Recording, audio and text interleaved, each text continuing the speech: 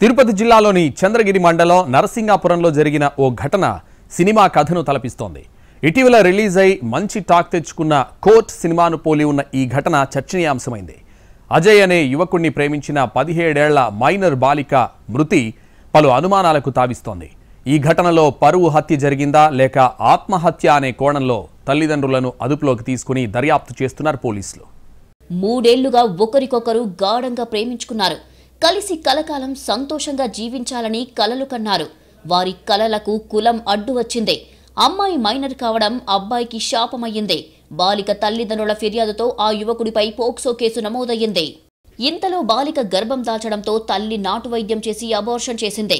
బాలిక మగబిడ్డకు జన్మనిచ్చి కళ్లు తెరిచేలోపే కసాయి తల్లి ఆ బిడ్డను కాటికి చేర్చింది. మరోవైపు జైల్లో ఉన్న యువకుడిని చూసేందుకు తరచూ వెళ్లి వచ్చేది బాలిక. 4 నెలల జైలు జీవితం గడిపి బెయిల్పై బయటికి వచ్చాడు ఆ యువకుడు. దీంతో బాలిక తల్లి మళ్లీ వేధింపులకు గురి చేయడం మొదలుపెట్టింది. ఈ సమయంలోనే అనుమానాస్పద స్థితిలో మైనర్ బాలిక చనిపోవడం చంద్రగిరి మండలం నరసింగాపురంలో సంచలనంగా మారింది. ఈ ఘటన ఇటీవల రిలీజ్ అయి మంచి టాక్ తెచ్చుకున్న కోర్టు సినిమాను పోలి ఉండటంతో ఈ ఘటన చర్చనీయాంశమైంది. చంద్రగిరి మండలం మిట్టపాలెం గ్రామానికి చెందిన అజయ్ స్వగ్రామం రామచంద్రాపురం మండలం నెత్తకుప్పం. అయితే చిన్నతనంలోనే తల్లి చనిపోవడంతో చంద్రగిరి మండలం మిట్టపాలెంలో నానమ్మ వద్దే ఉంటూ ఇంటర్ వరకు చదువుకున్నాడు.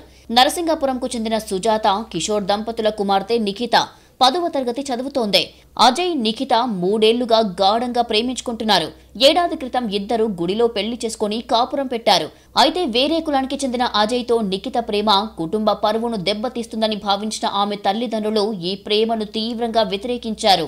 నిఖిత తల్లి సుజాత ఫిర్యాదుతో పోలీసులు ఆ జంటను వెతికి పట్టుకుని పోలీస్ స్టేషన్కు తీసుకువచ్చారు.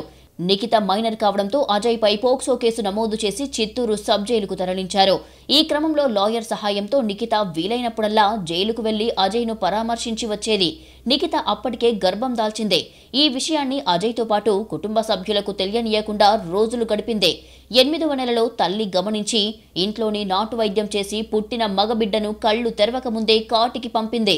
ఆ సమయంలో నిఖిత ఆరోగ్య పరిస్థితి విషమించడంతో ఆస్పత్రికి తరలించి వైద్యం అందించారు.